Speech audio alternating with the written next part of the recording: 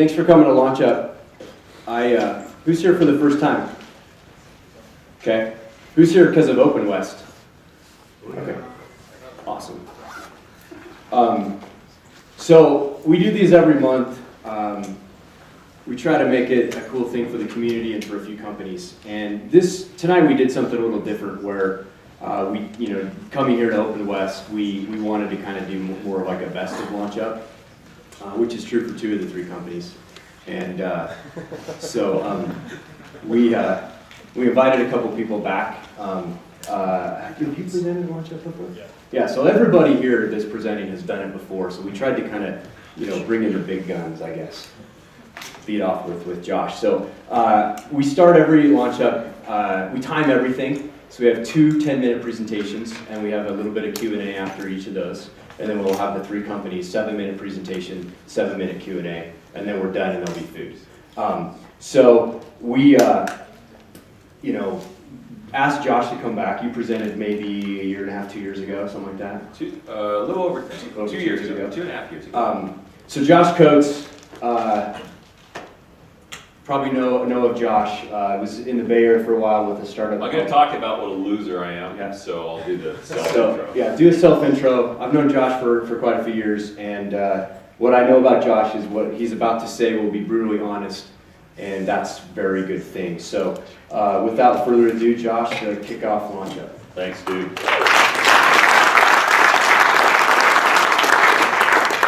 You guys probably already know this if you've been to these, but Jeremy's one of the good guys.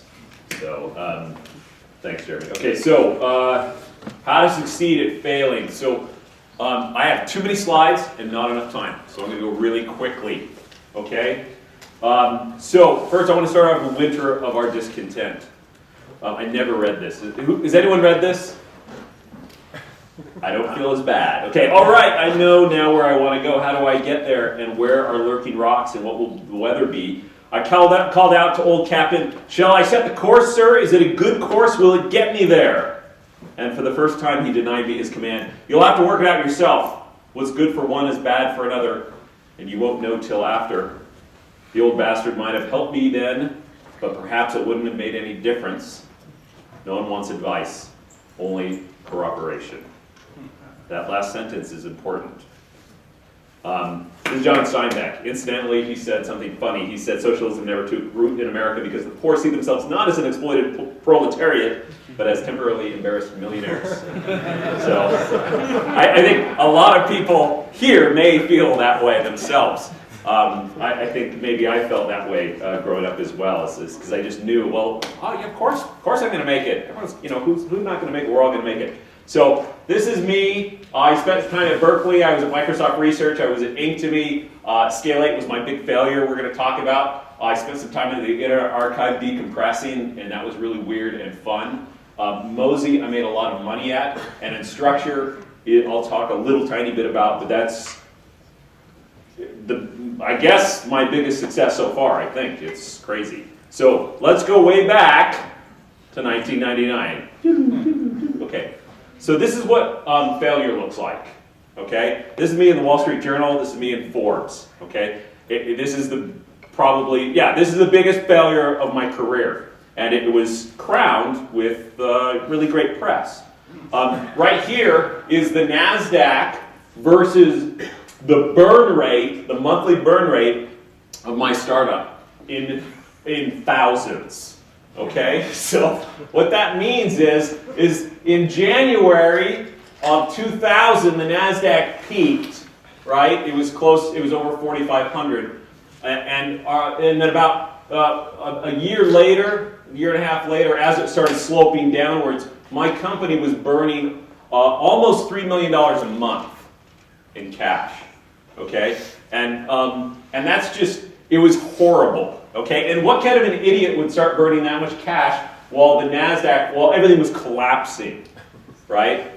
Someone stupid would do that.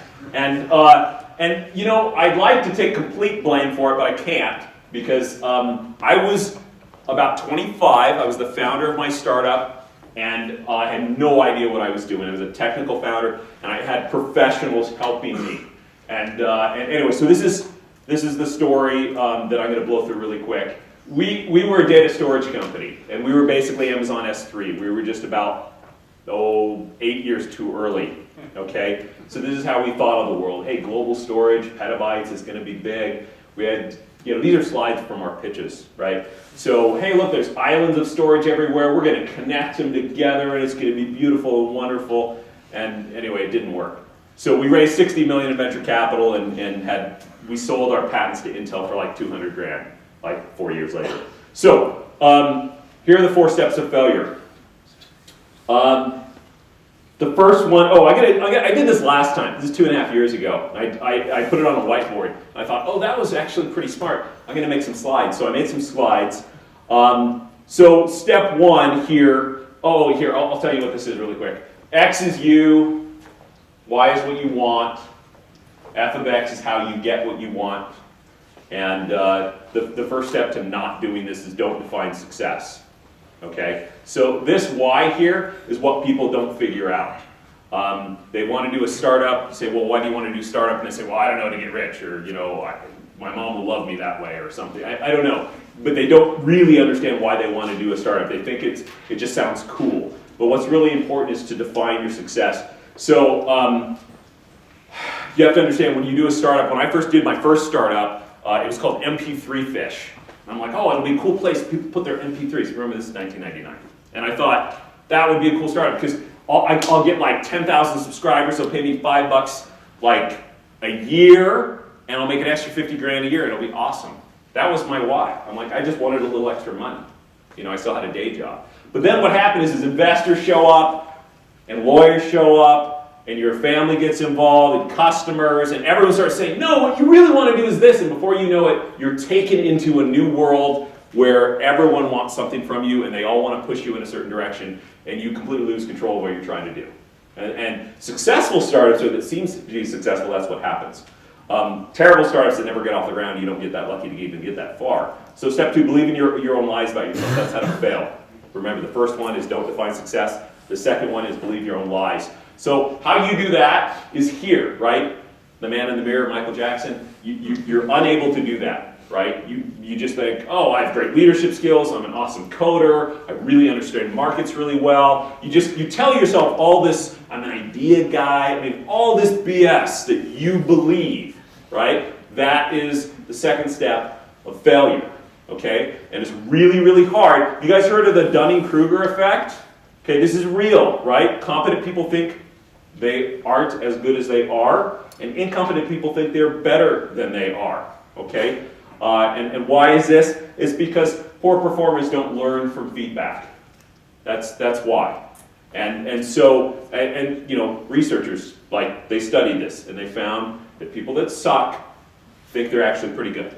And people that are really good, they actually kind of think they suck. So there's a self-esteem issue there, but you can work on that. But if you're really crappy and you think you're awesome, it's going to be super painful trying to succeed at your startup. Funny enough, that some people still succeed, actually, even if they just. So anyway, step 3, believe your own lies about your startup. Okay, that's this. Because once you've gotten X and Y figured out, you start doing F of X, and this is the best way to do it, is Excel. Right? You take Excel, you start putting your financial model together, you start making guesses, and that's all based on your assumptions. You say, well, let's assume a conversion rate of 13% of all visitors, and my cost per click is it's only going to be this much, and that. You start making stuff up, you put it in Excel, and it's beautiful. You're like, my startup's going to work. I'm going to be rich. I don't even need VC money. This is going to be freaking awesome. And so you put this all together, and that's step 3 of how to fail. And so this is cool. This is a financial summary of my first startup, right? In 2001, we're let's see, our top line revenue was $6 million.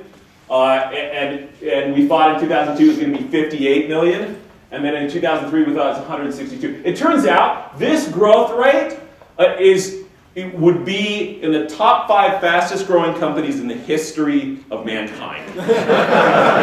Honestly. And I didn't know. I was like a dumb engineer. I'm like, I don't know, I can code. It never occurred to me, but I just think, what the hell were all the MBAs thinking around the table when they built this with me, right? Because honestly, I mean, this is insane. If anyone showed this to me now, I'd be like, you're an idiot, get out of my office, right? I mean, this is absurd. But yet, these were the lies that we believed about ourselves, okay?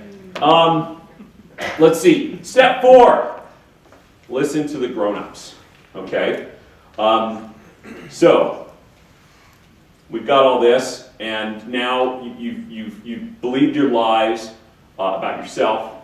You didn't plan about the future. You've believed your lies about your startup. And now, to top it off, your final step 4 of failure is to listen to the grown-ups. So these are some stupid reasons to listen to people, okay? The first one is they have a Harvard or Stanford MBA. It's a really stupid reason to listen to someone, just because they have that. Now, I'm not saying that people that have that are stupid. Don't misunderstand me. I'm just saying, if that's the reason you're paying attention to someone, if that's the reason you're seeking their advice, you're an idiot. Okay? If they're rich, somehow, for some reason, people think that people that are rich know what the hell they're talking about. This is usually completely, totally the opposite of reality. Most people that are rich in this country inherited it, right? I mean, so they certainly don't know what the hell they're talking about. But the people that even earn their money, that made their money, they might have made it through some stupid business that has nothing to do with yours. Maybe they were in like the concrete business. Maybe they made it from buying and selling real estate. I mean, not that that's stupid, it's just, you know, if you're doing a tech startup, what the hell is some rich guy that made his money from some analog business gonna tell you that it's gonna help? Really nothing. So if you're listening to them because they have money, even if they pretend to be in the tech business, and a lot of people do if they're rich, they say, oh, I want to be important and cool, and real estate's not cool, so I'm going to get involved in tech. So bad reason. Another one, the CEO. So they're the CEO of a company. Or heck, if they're your CEO of your company, just because they have that title doesn't mean you should listen to them. All right? On the board, a lot of people, oh, he's on the board of directors. He must know what he's talking about. No, I've been on a lot of boards. I've been on boards continuously. Well, I took a couple years off, but aside from that, I've been on boards continuously for I don't know, 13 years, 14 years. Boards are full of idiots. They really are. I mean, just morons, right? Oh, that's right, this is being recorded. Except for my board right now. You guys are awesome. I love you guys. Okay? Okay, the alum of a successful company. A lot of people are like, hey man, you know, this guy worked at Google. He must know what he's talking about. This guy worked, I mean, no, why isn't he working there now? He probably got fired, right? I mean, who knows? But just because they were part of a successful company, it doesn't mean much. These are all horrible reasons to listen to people, okay? I'll tell you the smart reasons, because I don't want to like leave you in the dark, right? Here, I'll tell you the smart reasons. Ready? They've done it before. I know it's novel, isn't it? But if they've done it before, then you can learn from them, especially if they failed, right? Because usually the way they'll learn from people really is through learning about their failures, right? Or your own failures. It's hard to learn any other way. If they're disinterested, this is a good sign. This is a good reason to listen to someone. If they're like, you know what? I don't give a crap about your stupid startup. I really don't want to talk to you. Oh, that guy, I really want to talk to that guy now. I mean, like, I know it seems silly, but like, that's a good sign, right? He's not trying to get anything out of you, right? You know, they can actually offer really good advice a lot of times. Not necessarily agreeing with you, right? Someone that's going to splash cold water on you, that's what you want. You want cold water, because guess what? When you go out raising money or trying to get affirmation, no one wants to hurt your feelings. Hurting people's feelings makes people feel bad. They're just going to, instead of saying no, they're going to smile and say, hey, that's awesome, good luck with that. Useless, right? Someone that disagrees with you, listen to that person. You don't have to agree with them, but just listen to them, okay? I actually owned the bitterfounder.com domain for like 10 years. I think it's available. I let it expire because I'm totally not bitter anymore. It just, a ton of money will do that to you. Just wash away the bitterness. But anyway, understand this. Any sufficiently advanced incompetence is indistinguishable from malice. That's something I learned from startups, because for a long time I'm like, wow, is that guy just a huge jerk? Or is he stupid? And it's like, I couldn't, and I still don't know some of these answers. Never attribute malice to that which is adequately explained with stupidity. I'm so over time. So Mosey was really great. In 30 months, we built a petabyte storage system. We had 1 billion files backed up. We sold it for $76 million. It was really great. It's a lot of fun.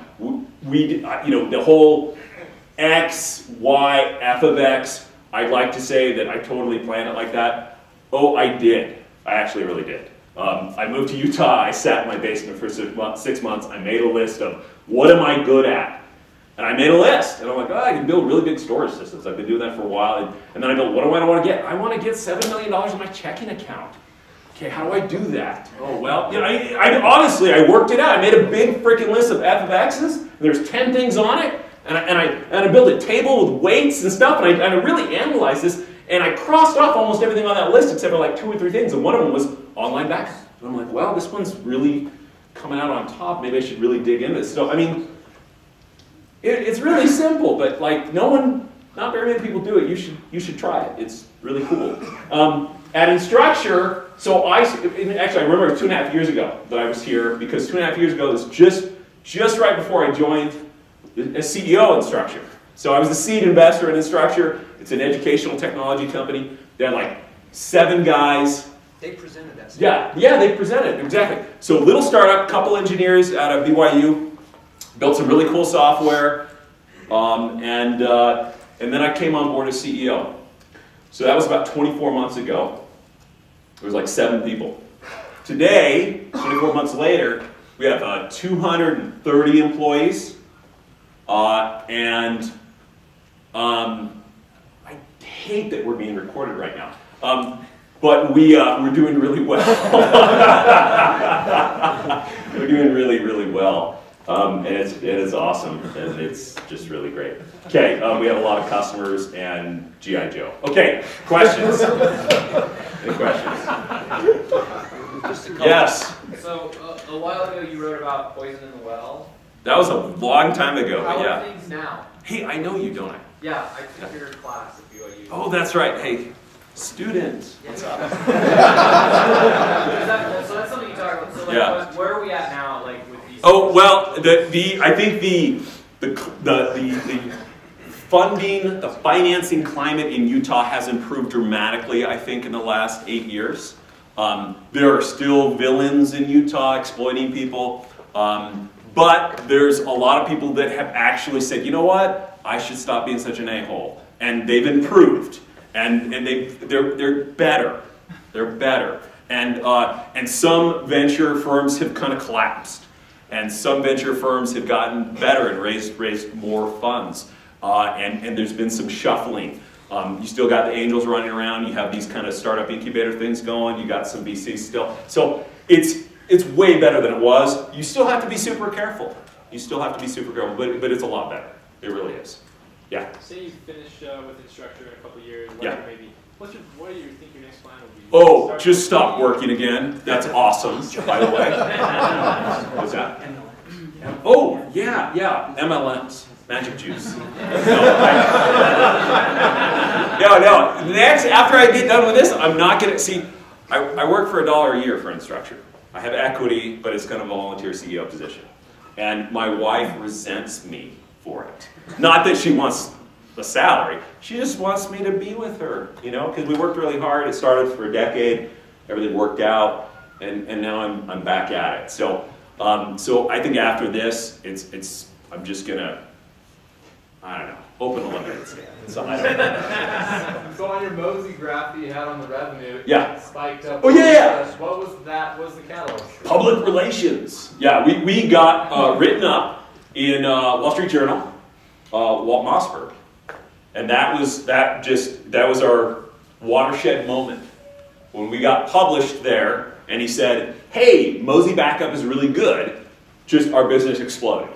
And it was nuts. And we got in our cars and we drove to all the Best Buys in Utah County and Salt Lake County and bought every single disk drive that was on the shelf. Like, we really did this. We bought all the disk drives in Utah because we had, back then they didn't have like Amazon Cloud. You had to have a screwdriver, and you had to go into cold rooms that were loud, and you build your storage systems. And yeah, it was nuts. It was crazy. It was really fun. We got through it okay. But yeah, that was a big one. Did you get the article? Did you just have he found No, we got a PR guy. I'm a really big fan of PR. PR is the most powerful form of marketing you can have. And so I think after your tech guys, you get a bunch of tech guys, you build some really great stuff. Then get a finance guy to make sure you're not doing things that are stupid. And then get a PR guy. I mean, like in that order. Because PR is super powerful. Super powerful. One more question. One more question. A good one. Good question. Look, everyone's like, nuh-uh. Hey, okay, how about this? How about a bad question is okay? Oh, look, see there. Now we get it. Where does one find a volunteer CEO for $1 a year? Well, I'll tell you, the most powerful force in the universe is guilt. So you gotta find one that has done really, really well and somehow feels bad about it. And survivor's guilt, I don't know what to call it, but find someone like that and then just exploit the hell out of them. So, all right, thank you everyone.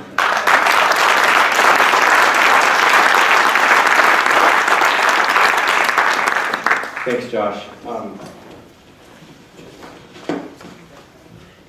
Okay, we've got to do a couple mic shuffle things here and get this back. Boom.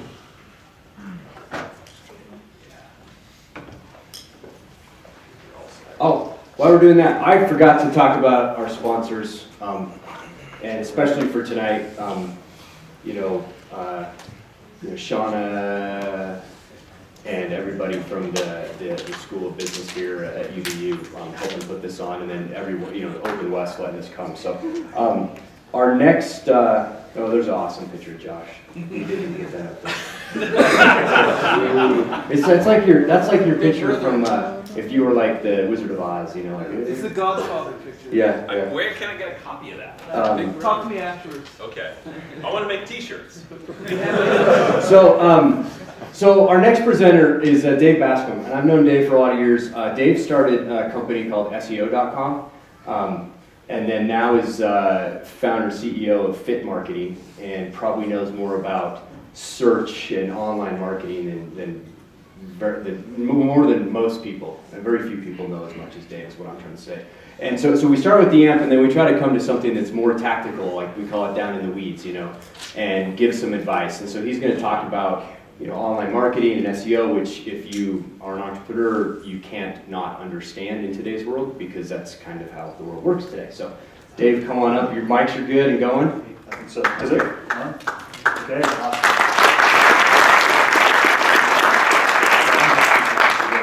Okay, glad to be here today. So, like Jeremy mentioned, I'm the founder of SEO.com. I've been doing SEO since 1998. And so I've done a lot of SEO over the years and worked with a lot of SEO people, hired a lot of SEO people. But I'm here today to talk about why you should not hire an SEO company for your startup and really for any business, why you should not hire an SEO agency. And might be a strange thing to hear from the founder of an SEO company, but I'll tell you why that's the case. This is a slide I stole from HubSpot. HubSpot's an inbound, what they call themselves an inbound marketing company. They make software for what's called inbound marketing. The idea with inbound marketing is it's all about creating valuable, useful content that people actually care about, that people love, and that attracts customers to come to you rather than pushing your message out to the masses. So this is the idea, like you talk about with search engine optimization. The idea is you're getting to the top of the search engine when someone searches on your keywords. You show up, they click on it, and ideally they make a purchase. You've got a new customer for life. But what happens is so often, you get stuck at this first stage there. So there's a 4-step process for inbound marketing. The idea is you attract customers, then you convert attract visitors to your website, convert those to leads, close those leads to sales, and now you've got customers that you delight with excellent service or excellent products that so they'll stick around and promote you, tell about all their friends about you. So the problem with hiring an SEO company, who in here has worked with or hired an SEO company in the past, or currently? Raise your hands to see a few. So who in here has had a bad experience working with an SEO company? Almost the same hands, a few more even than want to admit. So there's a few problems. One is you might have hired somebody who didn't know what they're doing. That's kind of a problem. That's a problem with anything you do, and it's hard to really vet their skills, because of course they're going to tell you they're good, they're going to have some case studies, and maybe they've done some great stuff in the past, but they're going after a moving target.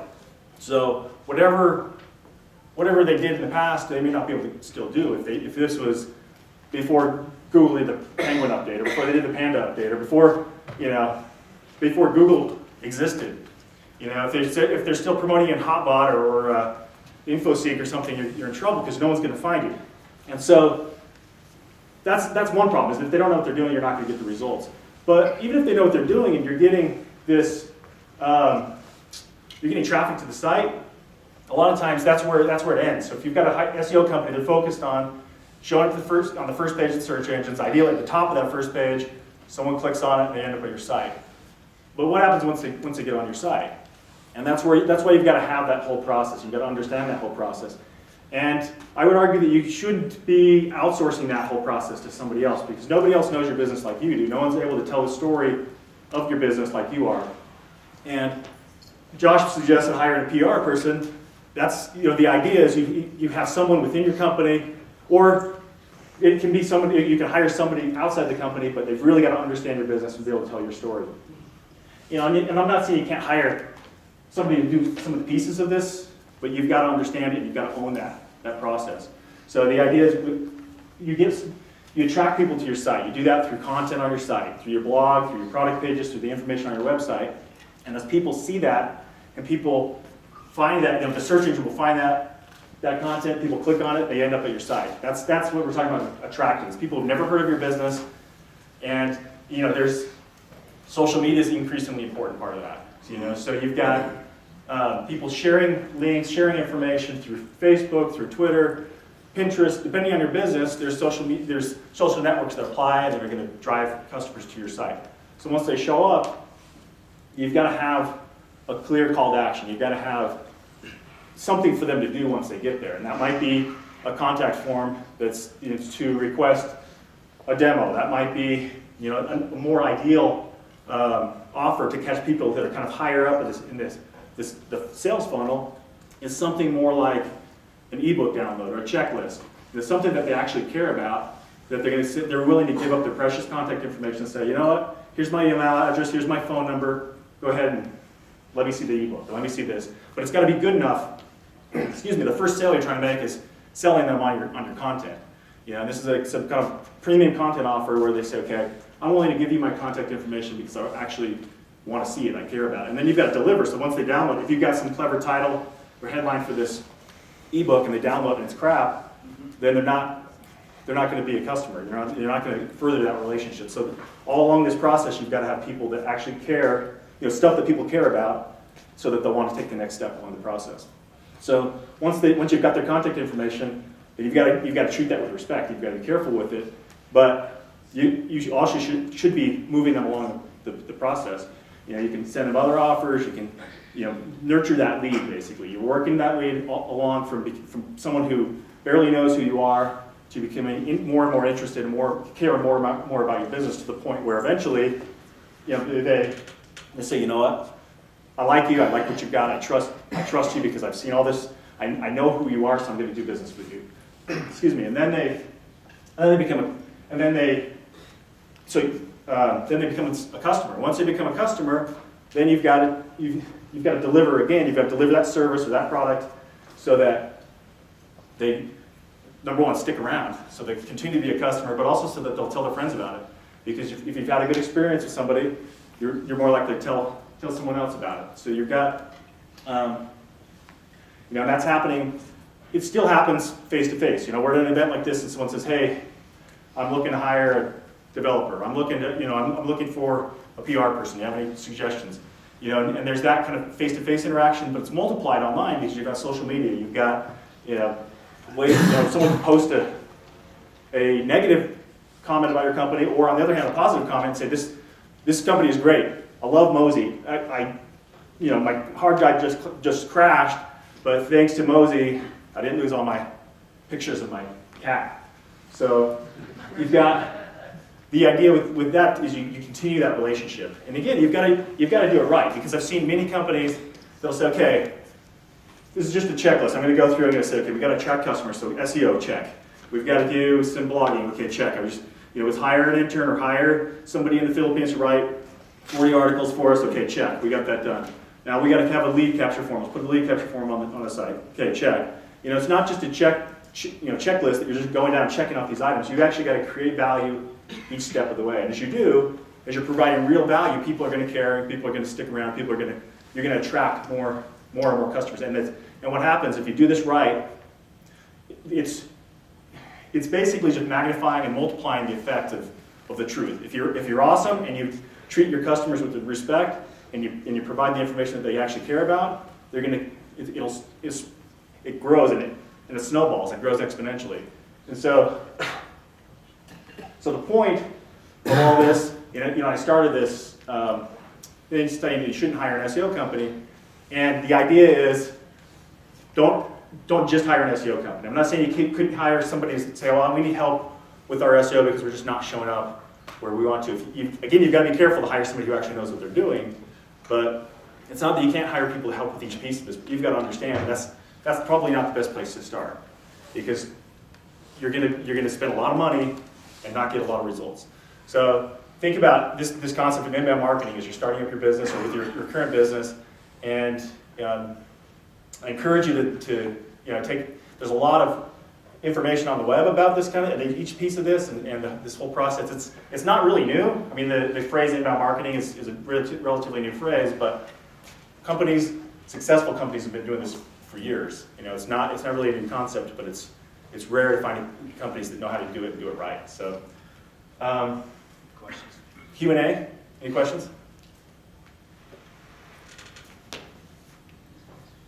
Yeah. So Dave, I work at Everyone's Social. One of the problems we have is that inbound is a long-term investment, and we need sales right now. So what is your advice for someone like us? So, well, yeah, I mean, that's a good point. So, it can take some time to build up and to really start to build this pipeline of leads. But I mean, if it's done right, I've seen cases where you can see instant results. Or what you can do, it's not that this is the only way to market your business. I mean, there's still outbound marketing methods and other types of marketing methods that work. So it's not, you can't say, okay, well, let's go run an AdWords campaign. Generate some traffic right away because we're just starting. Nobody knows us. It's going to take a little while to kind of get the word out. We've got 60 followers on Twitter. They're just not spreading the word for us. So, there's other things you can do. And that's not to say you can't pick up the phone and call, to drive sales immediately. When you're starting out, you need to. You've got to, whatever you need to do to reach your customers. But the idea is, it is long-term investment. And that's why I think it's best to build it from within. Where you're building this culture of inbound marketing within your organization. So you can start small, but then as you grow, then you expand that. And before you know it, you've got thousands of leads coming in, closing hundreds of sales or thousands of sales a month. It can generate significant results. Yeah. So what are you seeing as far as marketing automation software with inbound? Like Infusionsoft or some of the other programs that are out there?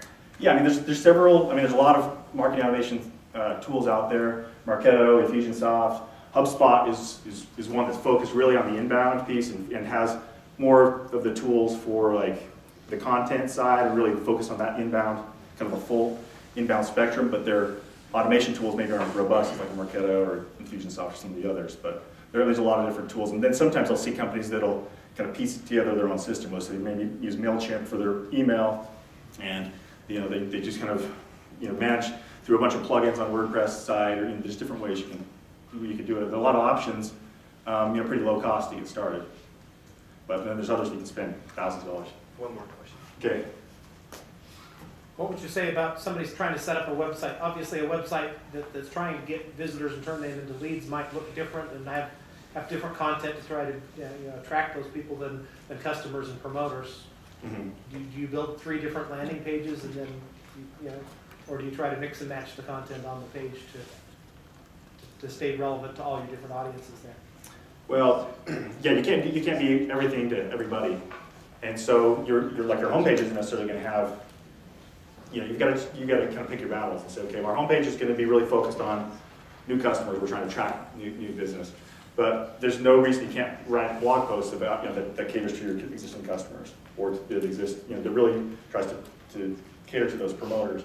And you've got to have this content strategy and this be thinking about what they care about and what they want at each stage of the process. What I like to do is create what we call buyer persona, where it's more than just a target audience or target market. It's you actually come up with your ideal buyer, the person who cares about, is looking for what you have to offer, and we name them, we talk about how many kids they have, what kind of house they live in, what kind of car they drive, just to really understand who this person is. And when you're writing for your blog or for your site, you're writing to that person. You're not writing to the world, you're writing to Derek or Mary or Jane or whoever your buyer persona is. So I think that's it. Thanks, guys.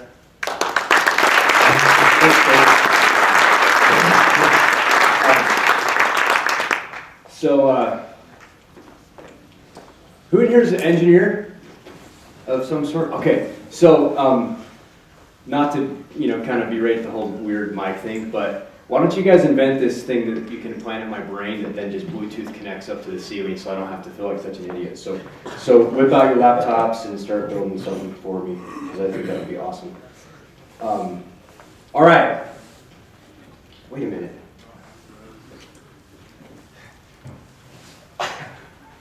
Ignore us while we realize that our slides are out of order. Yeah, hold on a second. Yeah, I'm going to fix this right here.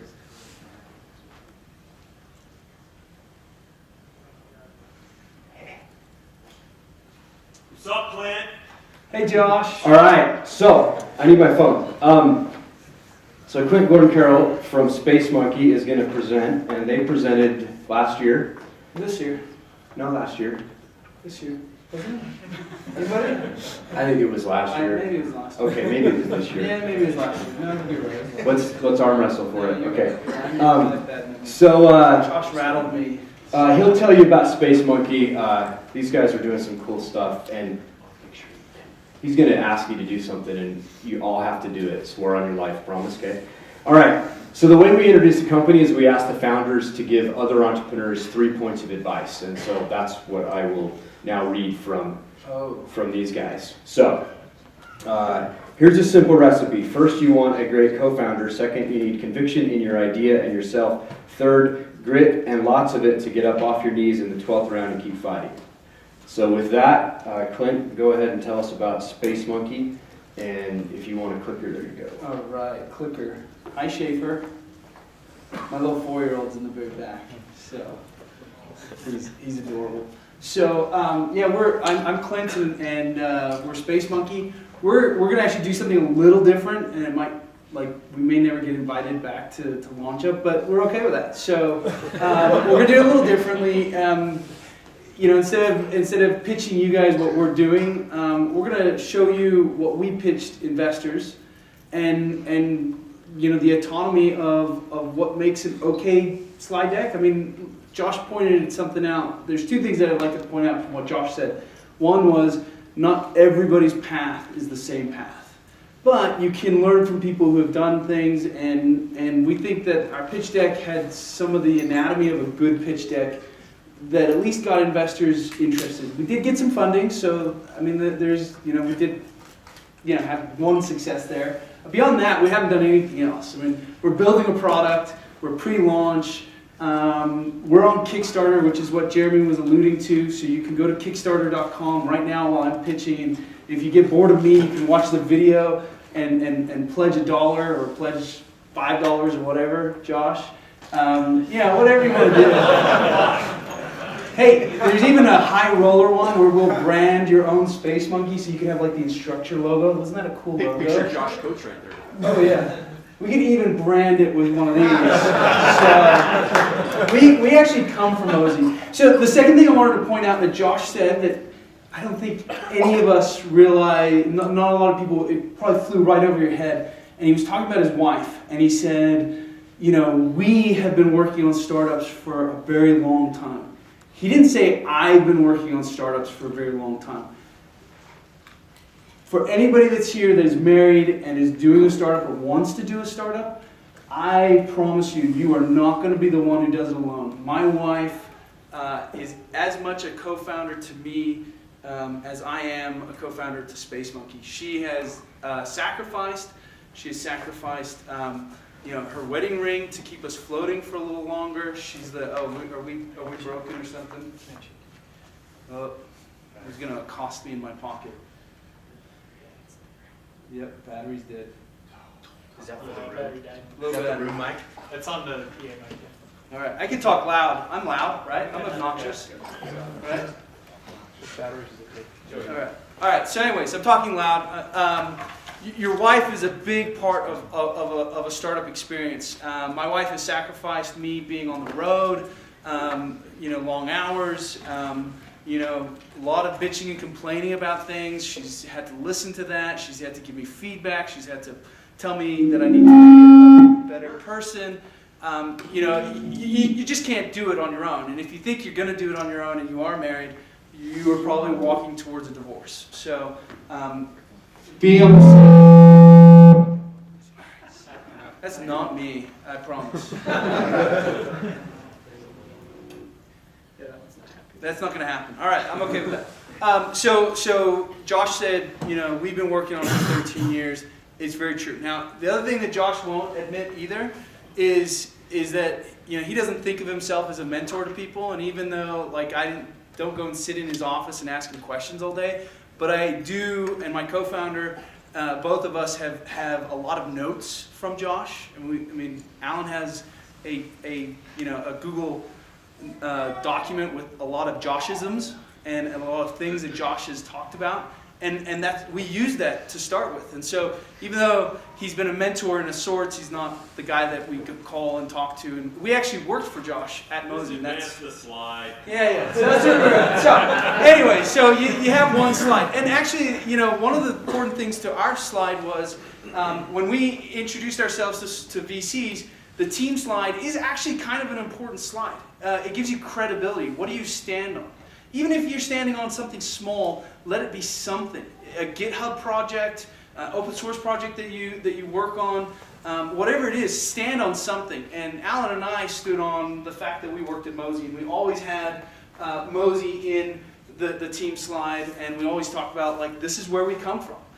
This is what we do. And, you know, similar to the FFX thing, it made a lot of sense for us to do what we're doing, Space Monkey, because we came from online storage and online backup. And so it was a natural thing to say, hey, we're experts at something.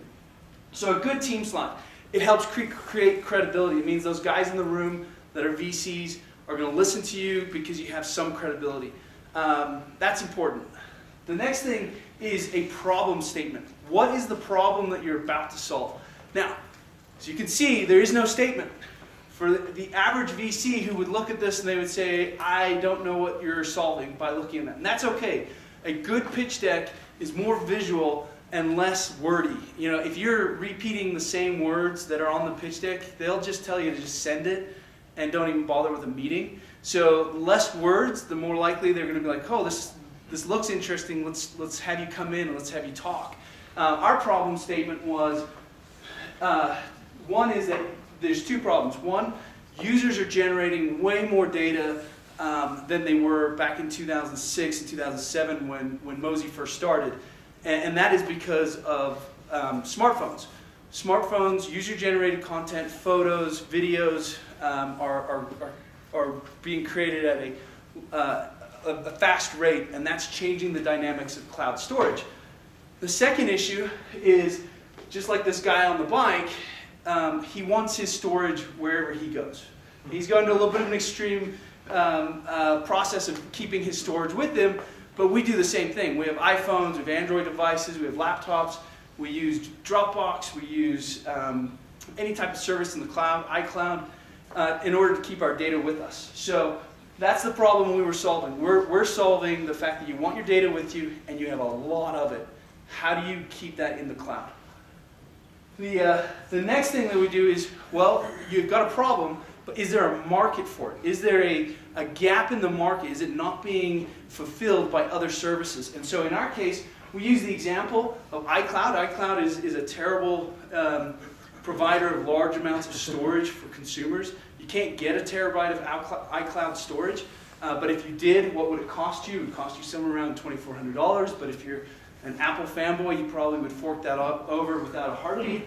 But on the flip side, like, what's the cheapest cloud storage? How cheap can you get a terabyte on Amazon? We think Amazon, Google, and Microsoft are pretty much the guys who know how to do cloud storage the cheapest. They've figured out how to make efficient data centers. They've figured out a lot of the technology that's related to that. So you can see a terabyte of cloud storage for the consumer is going to be at the low end $600. So what do? If you can't pay $600, where do you go? You run to Best Buy. You go buy one of these other devices, Pogo Plug, iOmega, Western Digital, Seagate, and you give up on the cloud and you live with the fact that you either have an external hard drive or a NAS device. And our goal is we're going to combine the best of those both worlds with our own device. A lot of investors will immediately go, well, the cloud's getting cheaper, the cloud's getting cheaper. What they fail to recognize is, as much as the cloud is getting cheaper, it's incremental compared to that growth of the storage and growth of the demand. And so what keeps the cloud expensive? It's bandwidth. The guys at Bluehost will tell you electricity, cooling, all those things are reoccurring costs every single month that they have to pay for, and then guess who offsets that cost? The consumer does. And so those costs aren't going down as fast as the demand for storage are going up. So you have to look out and look for a innovative way of changing that up. The other thing with the difference between the two products, one of the things in our slide was, you have to help visualize the cloud and what these devices do, and some of the things you get and some things you don't. So this is one of those feature comparison charts that we used. Lastly, you have to show your solution. What is your solution to the problem and the market gap? And our simple solution was, we have a small device. That device allows you to be accessed by web browser, a folder, special folder on your file system, or mobile technology. Lastly, there's got to be some magic to why you're doing what you're doing, and it's different than anybody else is doing it. That secret sauce. And our secret sauce is that our devices are distributed across everybody's homes, and those homes become a data center of sorts. So you store a file on your SpaceMonkey device. That file is encrypted and then broken up into tiny little pieces. So you can see the tiny little blocks that are created. It's then encoded, and then those blocks are sprayed out to other SpaceMonkey devices in the network. So if your hard drive fails, you have an extra copy of your data out there. If there's a massive outage, power outage, or network outage, your data is safe somewhere else, or Katrina or Sandy. You don't have to worry about the reliability. This is what makes SpaceMonkey unique and different. We do everything that you would normally do in the data center for redundancy, but we do it distributed across hundreds of devices. We do it distributed across geographically as well. So in this case, we're showing our magic sauce to the venture capitalist or the investor. That gives you, credibility of how exciting your project is. Lastly, VCs want to think that some of them are technical, some of them are not. Good chances are most of them are not. And so we had a slide on technology, but again, this is one of those slides where showing your product, showing your prototype is way more interesting than talking about, we use PHP and we have a Cademlia DHT, blah, blah, blah, blah. Like, that stuff isn't interesting. Show the technology, and then if they are a technical VC, they'll ask for more technical details. You don't have to create a slide deck that has 10 slides just on your technical knowledge. Your product will demonstrate that on its own. So we used the fact that building SpaceMonkey is a lot like building a rocket. There's a lot of pieces to it. There's a lot of pieces that we have to be successful in order to make it happen. It's not prepackaged. You can't just go and buy off the shelf P2P parts or distributed computing parts. You have to build this stuff yourself. Lastly, you got to be able to predict questions that are going to come up. And this is one of the important things about talking to as many people as you can. You're going to get different questions all the time. Bryce Roberts, we pitched him on the phone. He had a bunch of different questions than when we pitched Josh. We pitched other VCs. They all had different questions, but a lot of them had similar questions or a question that was common. So if you can create a slide, this can be in your appendix, but having a slide that predicts maybe a question that they're going to have ahead of time is always helpful. It shows that you really understand your business. This slide in our case was, well, why can't you just give me the software and I run it on my laptop? Why do I have to have a unique device sitting in my home? And the key there is that the more your device is offline, the higher the redundancy is. And so you end up having to have, for 100 gigs of photos, you need a terabyte of storage to give up. So the average laptop just doesn't have a terabyte of free storage for 100 gigs of photos. You have a product that is on 95% of the time, a device that's on 95% of the time, your overhead can be 2x or 3x, and it becomes an affordable opportunity. The last slide is, if you're going to go disrupt something, if you're going to go and tell people that the cloud is expensive, and everybody's moving towards the cloud, in our case, you need to have data that backs that up. Building a server in the data center, at the time that we were building it back in 2010, the average cost was around $96 per terabyte. The actual hardware costs, this is not the reoccurring costs, and what we were showing is that even our costs per terabyte were cheaper by just the fact that we're using ARM CPUs, which inherently are cheaper. We're using disk drives that were generic consumer-based disk drives, so we were proving that as well. That's it. That's the anatomy. Oh, the one slide that's not there is a financial projection slide, which you can't get away with not having. But to Josh's point, it's fake. It's not real. It's made up. We had one that showed a wonderful hockey graph, and then in the background we had a hockey player with a hockey stick that superimposed over the growth line. And that was because we didn't take ourselves seriously, and we let the VC know immediately, hey, we know this is projections, we know these are assumptions, but you want to know that we've at least tried to understand what the cash flow is, what the income statement is. It's an exercise you have to do, whether it's fake or not. It's something you have to do to show that you can do it. So that's the anatomy of a slide deck. It's not 50 slides. It's not even 20 slides. It's 10 slides. If you can get your idea into 10 slides, you have a winning pitch. There have been times when we pitched VCs where we got through 3 slides. And you'll know when you get into that pitch and they're just sitting there going, well, okay, or they're not asking you any questions, you're not going to get through it. So save yourself time and headache and excuse yourself or end it in a way that is appropriate, but don't waste your time. Sometimes you'll get through the 10 slides and they want more. And so that's when you open the product or you demo the product or you open your spreadsheet where they can look at the numbers, those types of things. But keep it to 10 slides and VCs will at least appreciate the fact that you have a good pitch. In fact, our first real VC pitch, he said to us, he goes, he gets up off of his chair after we finished the deck. He's like, this is awesome, where's my checkbook? Just kidding. But I'll tell you what, this is a fantastic slide deck. Can I keep this and show other startups how to do slides? And so, yeah, it was painful, it hurt. It mentally just kicked me in the teeth and I didn't know how to respond. I was like, this guy's a jerk. But, some VCs are great, some are not so great, but it doesn't matter. The opportunity to get feedback from them, learn from them. We did tons and tons of pitches and really refined it down to the key 5-6 slides that you need. So anyways, that's Space Monkey. Go to Kickstarter, learn a little bit about what we're doing as a project. Feel free to pledge. We reached our goal in 6 hours or 7 hours, so anything that we get after this is gravy. And we're just excited to be doing what we're doing. Any questions? Yeah, I thought it was really good advice, so I let Clint burn up all of his Q&A time. Oh, excellent. So no questions. We'll be over in the corner. Yeah, so at the end, questions. we'll be hanging out and talking questions. Yeah, so. sounds good. Awesome. Dave, you mic up. I'm just going to talk loud. Good luck with fucking that part.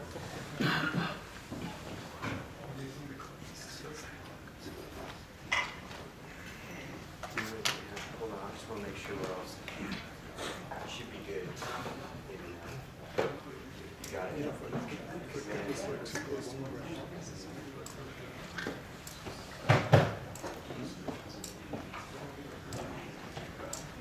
I'm just gonna help Dave out here. Pin on my boutonniere. Thanks, honey. I don't know if so. My chin's probably gonna scratch the mic, and then all through the recording, I'll be like. So this is your guys' mic. And these are all dead. It's okay. It's okay. Just talk loud. We're just gonna do I can talk loud.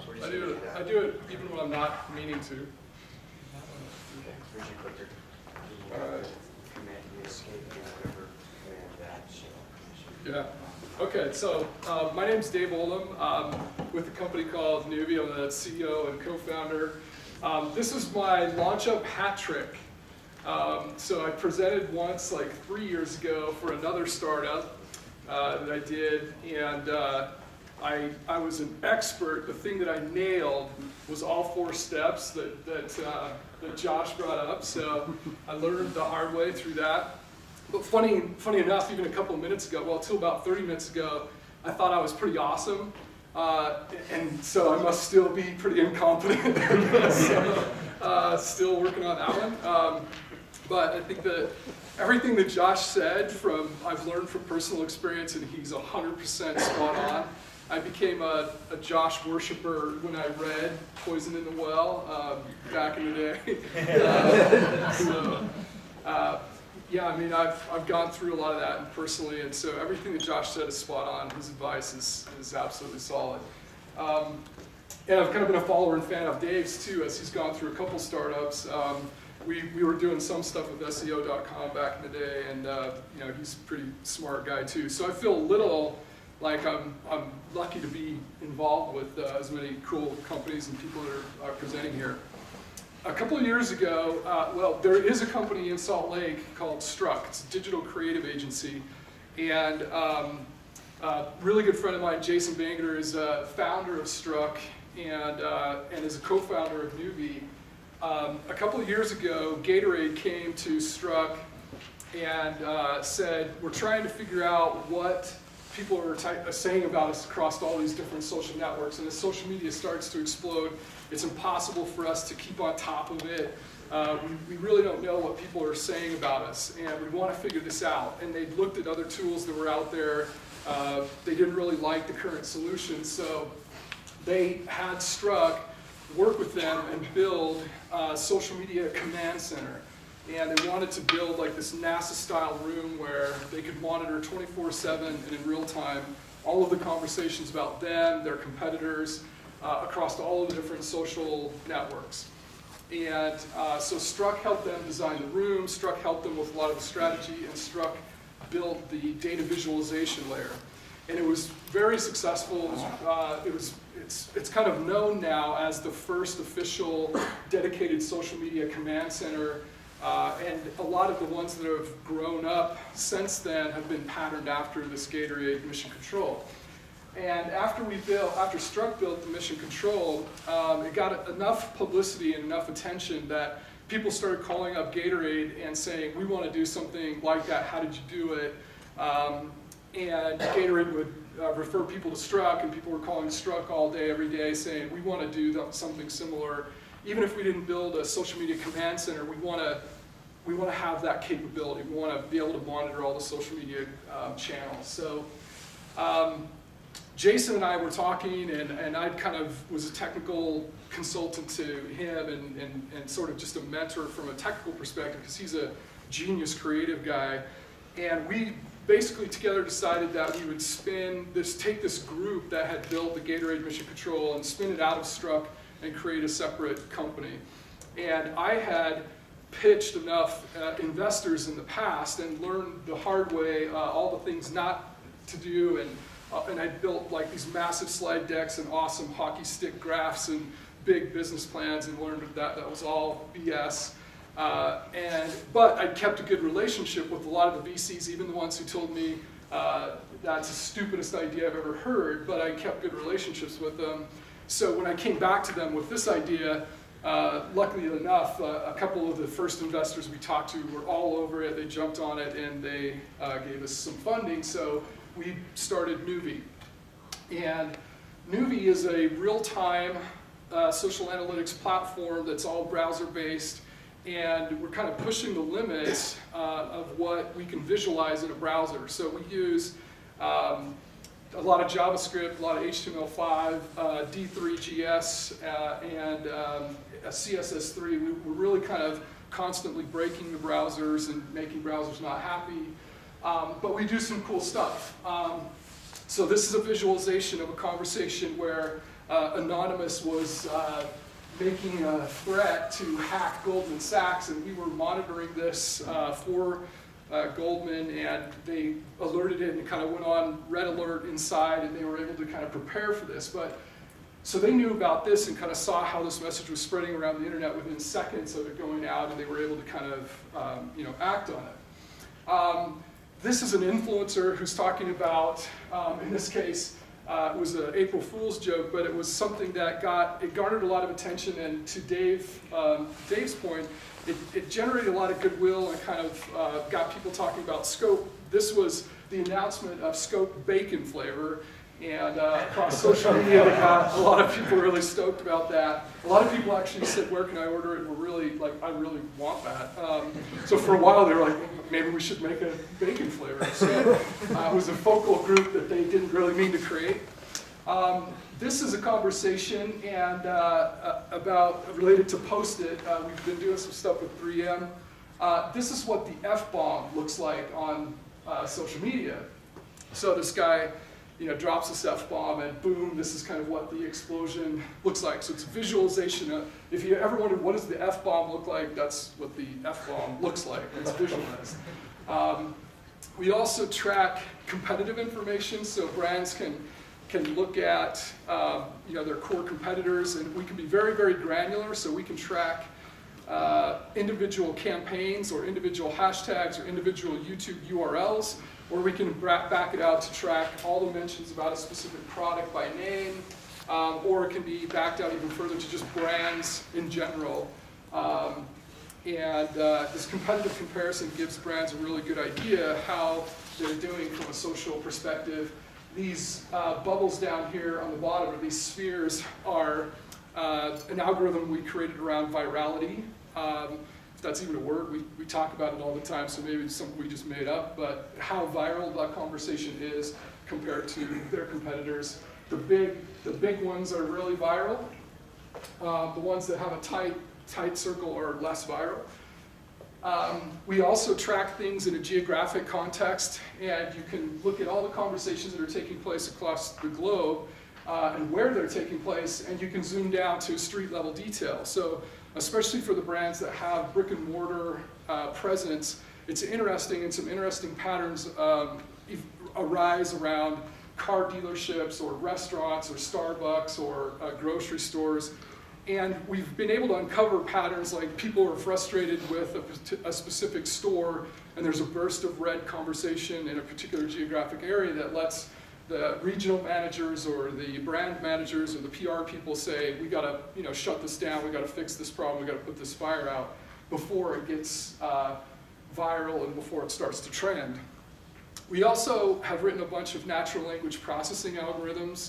We do a lot of text analysis, and in real time, we categorize all the conversations that are taking place and put them together so that you can see emotional groupings, categorical themes, and what's trending within a particular conversation. So we don't care as much about what's trending in general on Twitter as much as we care within a particular topic related to a brand or a company, what is important and how that changes over time. So each of these buckets are groups of people who are talking very, very similarly about a particular thing, whether it's they like it, they love it, there's ranges of like and dislike. So it's not just thumbs up and thumbs down, but variations in how passionate they are, positive or negative about a product. or there's a group of people asking questions. So from a customer support perspective, these are the FAQs, or these are the things that people are constantly asking about. There's a fans and friends in here, so it all kind of divides up nicely. And in a single visualization, it gives them the ability to see, here's what people think about us in one glance. We can track their own profiles, so you can plug a Facebook or Twitter or your own channels in there, and you can track how well your content is doing. We are not an outbound marketing platform, so we partner with cool platforms like Everyone's Social and other tools to do the outbound part of it, and then we measure the effectiveness of those messages, so we can trace changes in the follower count, changes in engagement, demographic information, and then what are the trending keywords and hashtags and phrases around the content that you've published. And then you can drill down and actually see on an individual post-by-post basis the content that you've published, what's the most popular content you've published, what was working, what's not working, and then you can adjust your strategy like Dave talked about. You can change how you're sharing. So this is a visualization of sort of A/B testing in social. You put out the messages and you see what's working, and the cool thing about social, it's very easy and very inexpensive to shift and change and iterate on the fly. This is a visualization that we're in the process of building. It's called Share of Voice. Each one of these slices are time periods, so it could be hours or days or weeks or months, and then you can put in as many competitive topics as you want, and then the rings divides up relative to the total amount of conversation about each topic or each product or each competitor. So in a single glance, you can see, okay, over the last 6 weeks or the last 12 weeks or however much you want to see, you can say, are we, compared to other people, are we occupying the minds of the people of our target audience? And if not, what do we need to do to shift that so we can measure the effectiveness of our efforts in gaining more of the share of voice? We also do reports. We did an exclusive partnership with Business Wire, which is a Berkshire Hathaway company, and they're one of the world's biggest wire distribution platforms. And we built a social media reporting capability into their press release distribution process. So if you order a press release through Business Wire, you can automatically select a Nuvie social media report. Online, it's interactive, and but it also can be printed out, and it's all written in plain English. And so all of the PR people that we work with love this because they don't have to take all the time to compile the report in Word or in InDesign or in PowerPoint. It's kind of all pre-written for them, and then they come in and they'll add their own little sticky notes, their own little comments and insights, which is really where they add the value, and they save all that 3 hours of stupid just formatting and messing around with it, which is what they hate. Since I presented here last, these are just a handful of some of the clients that we have. Randy, my sincere apologies, Multilink should be on here. I haven't updated the tool, updated my slide in a little while, but we have some local awesome customers, but we also, since we started with Gatorade, we kind of had that instant credibility and have been, mainly through word of mouth, really. We haven't even done much of the marketing or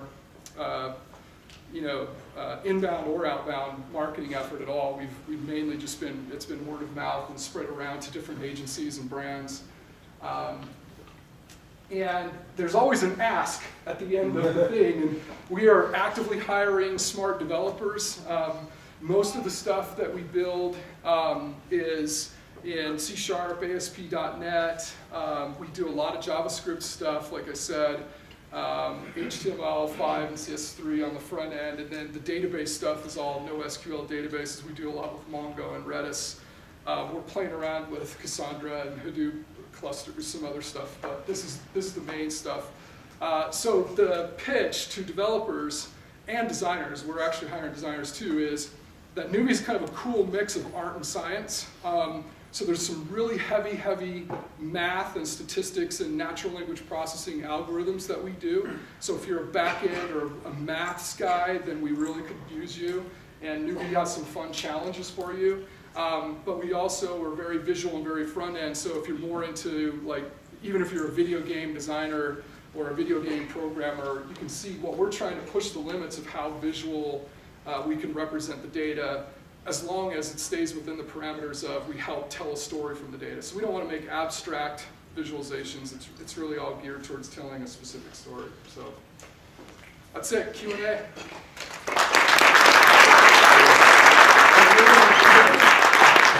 Hey, so you'd have to find Dave later, but I forgot to do Dave's intro, so I'm going to do an outro. Is that cool? I'd rather answer questions. They don't need to hear that stupid advice. Well, this is it's actually great. I'm still incompetent by a very good definition of incompetence. Three pieces of advice. So never give equity for time or effort alone. Only for results, milestones, revenue, number of customers, completed development projects. No equity for promises. Vest it based on results to your goal. Number 2, get everything in writing, no matter what, no matter with whom. Get it in writing immediately. Review together, discuss differences, get signed, referred to regularly. Later, when memory fades, you'll have something concrete to fall back on. Notify the other party early as soon as they are not in compliance. Very true. Number 3, for your first startups or startup, pick a project that has little or no capital requirements up front and is inexpensive to run. You can build it, and if you fail, you didn't blow a bunch of money. And if you succeed and start to get traction or have a decent exit, investors will line up to give you money for your next project or idea. So, outro. Yeah, thanks. Awesome.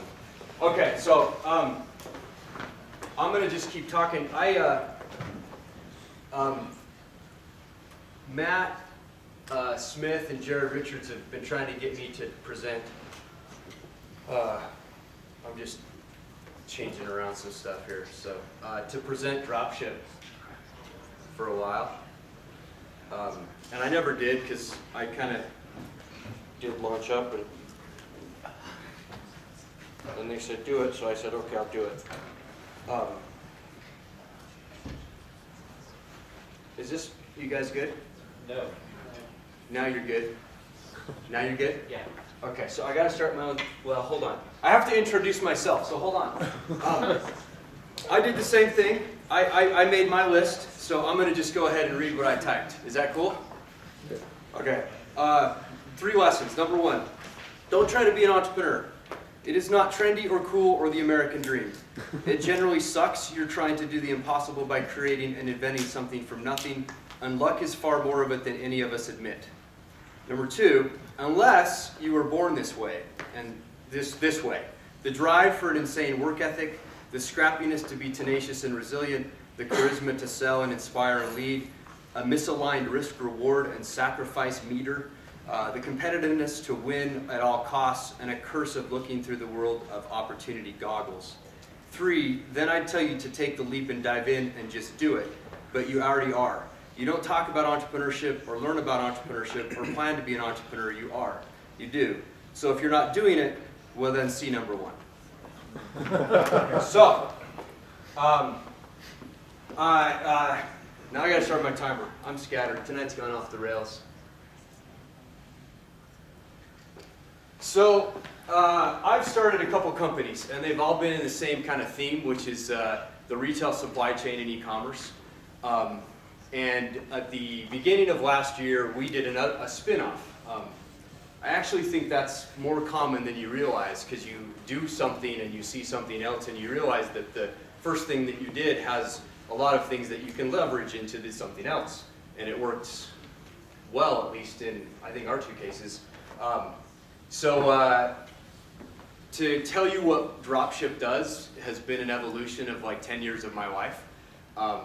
And I'm not entirely sure that this version, which is a new version, is going to get it, so we'll try it out. So to kind of tell you what we do, I like to start just with a little framework and a little bit of kind of history about the retail supply chain. Traditionally, it's how do you take product, things, from the people and companies who make them, through the companies who sell them, to the people who buy them, which are all of us consumers. And historically, there has been 2 primary constraints in this process of matching supply and demand. On one side, you have, on the demand side, you've had a geographic constraint of the consumer. I'm not going to go buy things in Denver, Colorado, for instance. The other constraint you've had is a physical constraint of things. They take space, they cost money. they become obsolete because they change all the time. And so you've had these two kind of constraints. And something came along a few years ago, the interwebs, and basically primarily had this cataclysmic shift on the demand side. And what it did is it took away the geographic restraint of the consumer. I don't have to drive to Denver, Colorado to buy things if I can go to the retailer's location. If there's a retailer in Denver, Colorado, and they have a virtual storefront that I can go to, now I'm no longer constrained by geography. But for all intents and purposes, the supply side has not changed much in the last 20 years. Granted, there's a lot of companies, pure e-tail companies, backcountry.com, for instance, from here in Utah. They increase the supply side by an order of magnitude, or two, or three. And they have about $100 million of inventory up at their warehouse in Salt Lake City, which, when you compare to a small little store, is quite a bit of an increase. But if you look at the total available things that they could sell inside of their industry and category focus, they still are barely, in the low percentages of penetrating the available things. And the next kind of step, this is basically 20 years of addressing an anywhere and everywhere kind of a problem. The next big piece of it, in our opinion, is kind of addressing an anything and an everything problem. And the solution is distribution of supply, because you still are constrained by the physicality of it. And even if you can build it really big, you're still going to have limitations. And just like virtual storefronts and the those kinds of innovations of e-commerce have started to drastically change that geographic constraint of the consumer, there's a lot of things happening in the supply chain that's going to start to change and rewrite business models and rules around the supply side. And you have a whole set of challenges. And so to kind of illustrate that I'm not just blowing smoke up your asses, I'm going to use an example. Has anyone in here heard of a company? It's an awesome, cool company called Amazon.com. Anyone?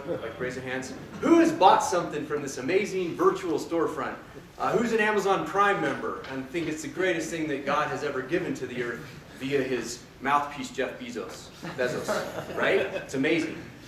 So I want to tell you a little bit about Amazon. Maybe you know this. I hope it's not too small. Q4 of last year, Amazon reported about $21 billion of revenue. One way to measure that middle person of the supply chain is how much stuff do they sell. This doesn't tell the whole story. So you kind of go to a term that people use in the world of e-commerce, and maybe other retail too, called GMV, gross merchandise volume. So this is just like how much stuff is being moved. And it wasn't 21 billion, it was 40 billion. Okay, so why is there a difference? Well, Amazon is basically two businesses specific to this, AWS and everything else they do aside. As a retailer, retailers, again, aggregate consumer demand. And Amazon aggregates demand in this physical world of a retailer. At the end of last year, on their balance sheet, they had $6 billion of stuff, of things, reported on their financials. They currently have 89 global warehouses that are 56 million square feet. If you think of just the United States, they'll have 100 in the US by the end of this year. Their current warehouses, they've expanded their footprint. They're now building, every new one they build is at least 1 million square feet. Do you know how big that is? It's 22 acres. How much stuff can you fit in 22 acres? A lot, right? But is it still limited? Yeah, there's still walls and a ceiling. And there's still money on my financials that I have to put $6 billion into this stuff. And so Amazon, after a lot of experimentation over a lot of years, they tried Z stores and all these things, they realized that there was another opportunity, and they call it marketplace. And it's another way that they're a demand aggregator. We don't know how many billions of dollars that they can see through their marketplace. We don't know how big the geographic footprint of that physical, inventory and supply would be. We do know they have 2 million sources of supply that are feeding into them. And if you look at the difference between the two, 19 billion of their 40 billion comes from them as a retailer. Okay? 21 billion of their 40 billion comes from their marketplace business. Their normal retail business is growing 23% every year, which is ridiculous, right? But their marketplace business is growing 40%. So you have a company like Amazon who, for their entire 19-year history, their DNA has been around building their own technologies and solving things in new ways, and in a world where they have a virtual storefront without a physically constrained consumer, and they aggregate more demand virtually than any other person on the planet except for Google. And they're actually starting to take that away from Google, and Google's very kind of afraid of this. I think it's like 23% of product searches now originate directly on Amazon rather than Google. And that's kind of a problem because Google makes billions and billions of dollars on ads. And so anyway, they, with all of that, with 100 warehouses and 22 acres a pop. But another thing, they have, at the end of this year, they will have a warehouse within 5 miles of like 75% of the US population. Just to think about the scale of it. But even with that scale on the supply side, they still are growing 1.5 times faster with their marketplace business, and it's more than half of everything that they sell. Well, how do they do it? Well, they built a lot of software.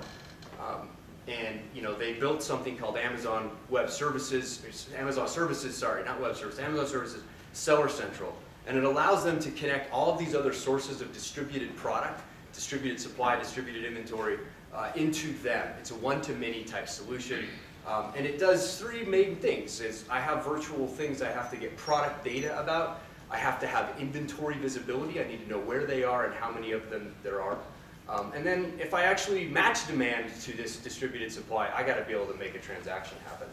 A lot of people call that drop shipping. Amazon doesn't call it drop shipping, and nobody in the world has ever referred to Amazon Marketplace as drop shipping. But that's what it is. If you drew it on a whiteboard, it's drop shipping. And so, what do? Well, we have a platform that does product, inventory, and orders. It's distributed supply software. We just do it for a whole bunch of other people. And to us, Amazon is just one of our many to many. And people use us to connect into Amazon. So dive into a little more. Distributed supply is really, really, really damn hard. It's not as hard for Amazon because they started with a blank slate. It's really hard if you're Macy's or Nordstrom's or every other retailer on the planet. And one thing to remember is e-commerce averaged across all product categories is only 7 to 8% of total retail sales. So 90% of the world is not the Amazons, And so there's still a huge, huge, massive kind of shift that still has to happen. The disruption that's coming is going to be much more than the disruption we've seen. Why is it so hard? You have legacy systems and software. You've got e-commerce virtual storefront technology. You've got order management systems. You've got warehouse management systems. You've got ERPs and accounting packages. And those things all have to talk in new ways to do this. When somebody started programming, supply chain software in 1974, which is the year I was born, which is the year that like 3 of the leading Manhattan Associates and Red Prairie, they were started in the 70s. They didn't think to program UPS tracking numbers, right? Because they didn't exist. It was a different world. So you have to have all these applications talk in a new way, but you also have to have, once you've done that, they have to talk to end potential distributed inventory trading partners. Maybe 2, maybe 5, maybe 2 million. And so basically, if you're not Amazon, this is hell. We try to make it better. We try to build a platform that at the core foundation, it's just about data. It's about moving virtual versions of physical things around. And it's about speaking the same data language. And so we helped pioneer an open standard called EDSS to do the data. And then if you move kind of up the stack, then there's this platform. It's like now I can take description DESC, and I can match it up over to this system where it wants it to be spelled out, DESCRIPTION, right?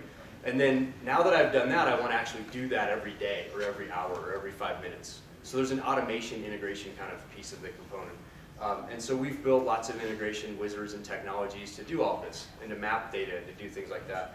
And then the final one is software, where you can start to do business logic. And you can do human-powered logic, or you can do machine-powered logic, and we have pieces of both. Human-powered logic, because I actually want to see this virtual inventory like a catalog instead of in an Excel spreadsheet. And so, that's what we do.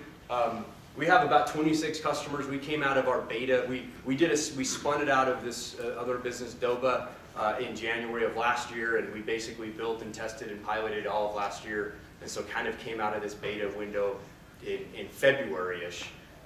And of our 26 customers, 10 of those are live and active. The other ones are in the process of integrating and doing all of these things using our tools. So with those 10 live customers, we have what we call 126 connections, trading partner connections from one company to the other. And the way we measure it is by platform. And what we are able to do with this distributed inventory, distributed supply. So today, with, again, 10 kind of retail customers connecting to about 120 sources of distributed supply, we see 95 million and change discrete, unique physical items. And if you look at the dollar value of that, it's over $1.5 billion that we can see. So we can see today, a few months out of our beta and with 10, customers live, 25% as much inventory as Amazon owns across their global warehouse network. And you look at some other things we process, these automated jobs. In a month, we process over 40 billion different unique data points of this virtual data about physical things. And so that's us. And I end with this because we call ourselves dropship.com, dropship commerce. That's just part of our master plan. That's our beachhead.